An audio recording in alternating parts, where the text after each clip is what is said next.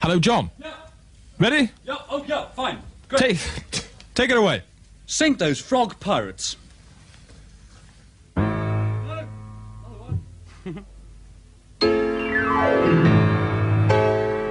In Cherbourg Harbour a mob attacks a Royal Navy vessel and burns the white ensign. Off the Channel Islands French trawlermen kidnap Navy officers. Do we hear a lion's roar of defiance? We do not. Instead, British ministers wring their hands and bleat about the dangers of using gunboat tactics. The French must be laughing their socks off.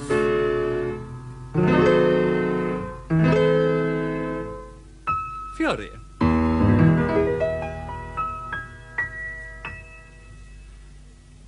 Again and again, again and again, they have shown that their thuggery pays. Again and again, again and again, they have shown that their thuggery pays.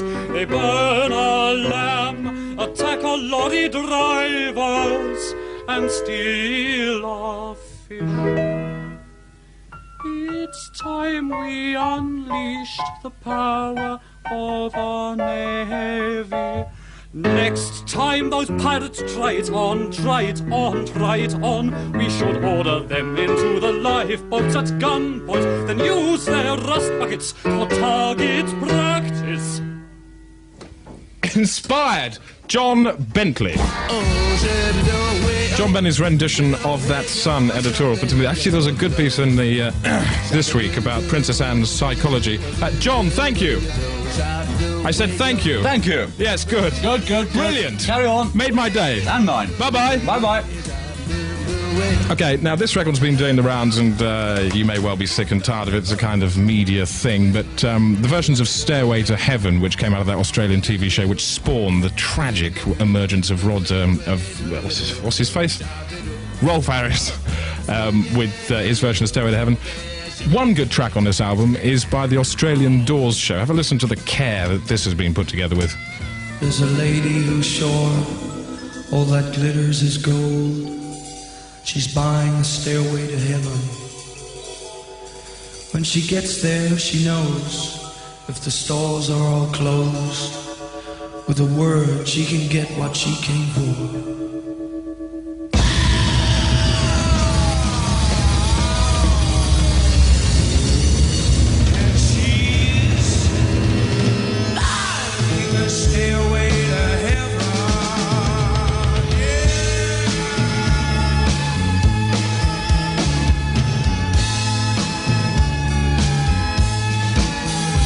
Pales slightly when you consider that this isn't just a one-off. These people actually spend their lives taking this much care to sound like the Doors. Cause you know sometimes words have two meanings. In a tree by the brook, there's a songbird who sings. Sometimes all of our thoughts are misgiven.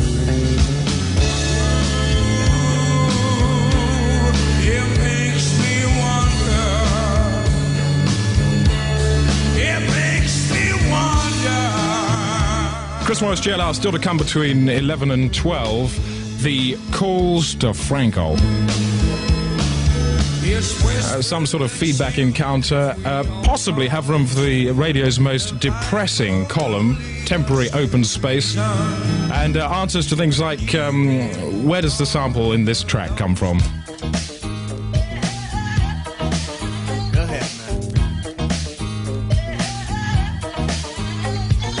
Number 071224000, 94.9 FM, it's 11 o'clock. I'm too sexy for John Bird.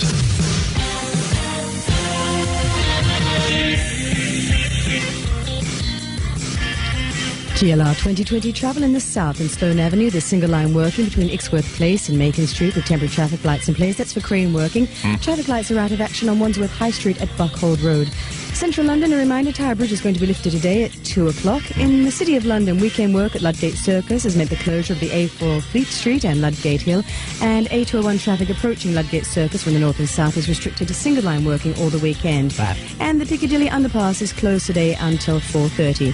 In the east, Prescott Street Street in Aldgate is closed at Lehman Street. That's for roadworks. The A104 Lee Bridge Road in Walthamstow has single line work at Dunton Street. And traffic lights out of action in Rumford Road at Green Street, Forest Gate. Watch out there. Moya O'Shea for the BBC Travel Centre. Thanks.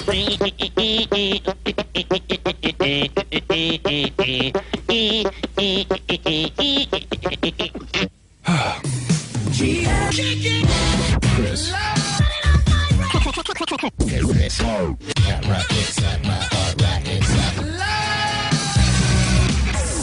Blustering eunuch John Bentley departs with a crawl, a work of genius penned by him this morning, setting the Sun editorial to music. Luckily we recorded, already people phoning up to see if they can make a record contract out of that.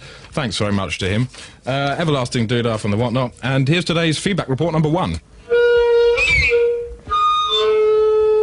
Noise attendants, are they necessary? Noise attendants? It is said that there's too much noise at the moment. Noise attendants might be one solution. Yeah, I think so, because it's very difficult to find a pub now that's not blasting out music. How many noise attendants would you like to see? Oh, about 2 or 3, I think. 2 or 3 per acre? Yeah. How much public money would you be prepared to see spent on noise attendants? Oh, God. £1 million, something like that? What colour uniform should they wear? I would just say something like a pale blue blazer, something like that. So they've got to stand out, haven't they? And should they have a little box to stand on if they were below a certain height? I suppose so. Yeah. Or how big a box? Well, about the size of a beer crate. If they were to serve their function well, they couldn't really talk above the noise that was being made. Otherwise, they'd be making more noise themselves. Yeah.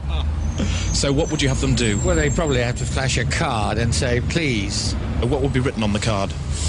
I am a noise attender. Please reduce the level of noise that is being manufactured in this area. Are you surprised that your opinions agree almost exactly with those of the German ear doctor Herr Rigging in the Kopf? No. Well, I congratulate you. Ah, okay. Just entertaining the ambition. I don't know if I'll do it for this programme. I suppose if anybody feels that they want to flex themselves in this direction, then why not? I do want to talk to somebody who's been punched full in the face by a celebrity. We take it on our own heads, but if you want to take part in that, do. Meanwhile, there's more guff coming up about the Queen Mother's unexpected but rather delightful pregnancy. We've heard so far today that the Queen Mother is indeed pregnant. The Queen has expressed cautious delight in public, although privately is said to be appalled. Prince Charles burst into tears in church yesterday, and the sensation, which is unconfirmed as yet by all organisations other than Dig News, is that the child will be a boy, which plunges us into a constitutional crisis should the child be born. Donald Sinden, who will be the godfather, is said to be delighted. There's a quote from him here. "I've always wanted to be responsible for the king," he said, beaming to reporters last night. More on the Queen Mum's pregnancy as we get it, but if she has a boy child, the Queen's off. 23 minutes past 11. If you want to know what to do this weekend, if you're a little bit stuck for action, a couple of items for you from the GLR What's On sect. Bit of a round-robin one, the first one. Throughout the weekend, Chanticleer Gardsley is back in town again. He'll be releasing his team of gibbons into old people's homes to entertain.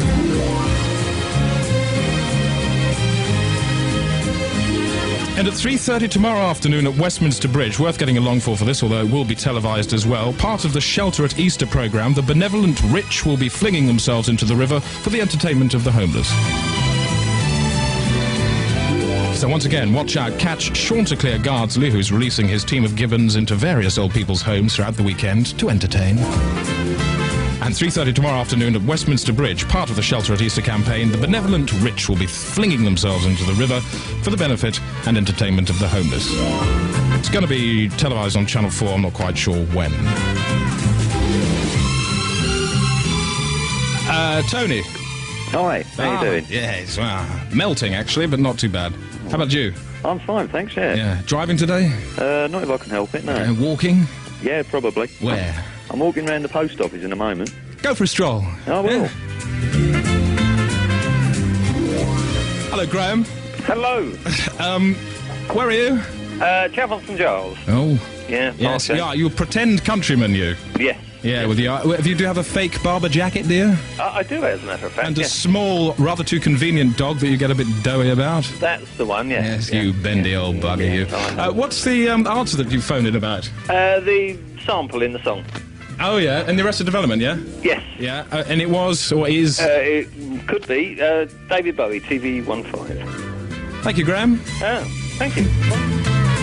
Tim, How extraordinary. in Tooting, Extraordinary even more. is that the end of it, or was that the sum of your contribution, or is there more? No, that's the multiplication of my contribution. The idea is that I was going to answer What's the log? Yeah? the Brian Ferry with reference to question. Far. Okay, far away. Hang on, just let me work out. I don't think I've got a record lined up, so you may have to babble for some considerable period of time. But I'm sure that won't worry you. Yeah. Would you like me to begin babbling now? No, the Brian. Well, I think you've already started. The Brian Ferry clue or answer is. Well, I was actually going to say exactly the same answer as the previous caller, David Bowie. Give it a go, because David Bowie was for something different, I think. 1, 2, 3, David. No, Bowie. Tim. Bye-bye. You're that kind of wacky guy that turns up to parties and everybody loves to see you. It's Tony.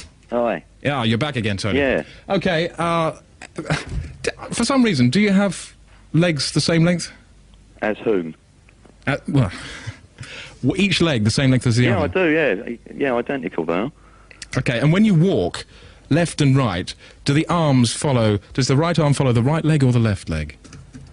The right arm follows the left leg. Okay, so I saw somebody this morning doing the old right arm, right leg, and I was shattered, but it made my day. That and the smell of a 1960s Mini Cooper, which was hovering somewhere around Dalston.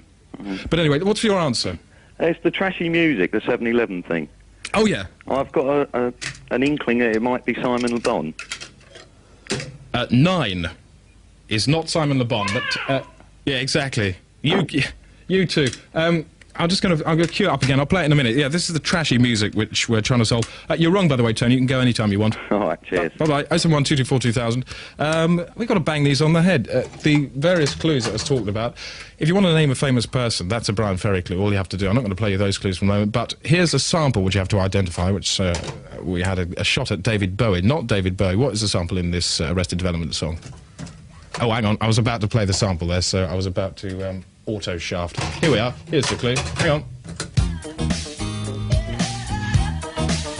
Go ahead, man. Okay, and here's the terrible song. There is a shining light, for I know that this light is shining. Okay, and I relent if I can find them. These are the clues comparing a famous person to Brian Ferry. Who is it? I think he's not as fat as Brian Ferry. I think Brian Ferry's got a bigger bladder than him. I think that Brian Ferry has more teeth than him. I think he eats more fibre than Brian Ferry. I think Brian Ferry will sing Uno, Uno Blanca better than him. I think he wears more makeup than Brian Ferry. I think Brian Ferry is better looking than him. Oh yes, and so do I. So that's it. Adrian, have we got anyone for the sock game? Okay, well, we will, before 12 o'clock, have somebody for the sock game. If you want to take part, all it is answering 3 questions with a sock in your mouth. And the sock game on its way, but a letter. And I like letters, so I'll read this one out. And this one, perhaps you'd like to help with, because there is a question mark at the end of it. Dear Chris, it says, I'm a gym manager. Many of the little girls who come along to the gym, aged between 3 and 5, are exceedingly out of shape. No pleasing curves grace their body. They're extremely straight, miniature, matronly shape, or even indeed reminiscent of the male. I've tried imposing an extreme diet, slimming tablets, corsets and so on, without much success. Any suggestions? For the Navy. Next time those pirates try it on, try it on, try it on, we should order them into the lifeboats at gunpoint, then use their rust buckets for target practice. Inspired, John Bentley. Thuggery pays. Again and again, again and again, they have shown that their thuggery pays. They burn a lamb, attack a lorry drivers, and steal a fish. It's time we unleashed the power. Hello, John. Yeah. Ready? Yeah, oh yeah, fine. Great. Take it away. Sink those frog pirates.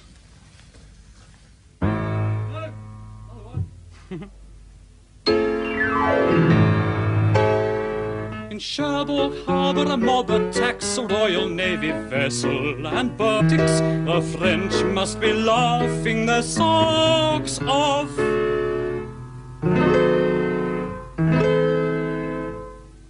Fury.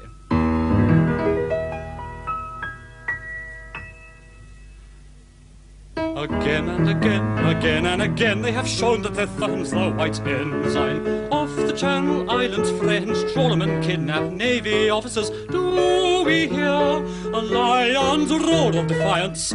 We do not. Instead, British ministers wring their hands and bleat about the dangers of using gunboats.